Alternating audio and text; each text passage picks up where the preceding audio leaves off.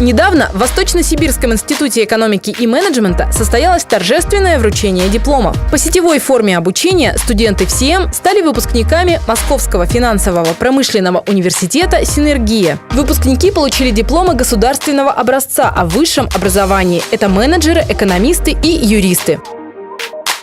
Дипломы вручал заместитель председателя правительства Республики Саха-Якутия Игорь Германович Никифоров, который является председателем Государственной аттестационной комиссии ВСИЭМ. Сегодня вручались дипломы выпускникам вуза.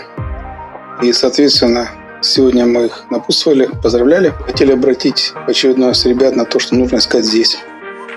Здесь они смогут реализовать себя, здесь они смогут добиться, здесь смогут стать благополучными. Самый динамично развивающийся регион, начиная от недропользования, транспорт, строительство. Это все необходимые специалисты. Соответственно, сопутствующие там и логистика, и экономика, и юриспруденция, они все так или иначе находят себя в этих направлениях.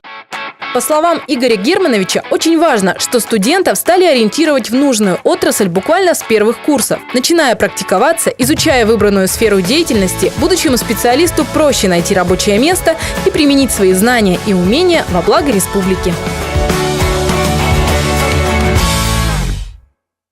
Move that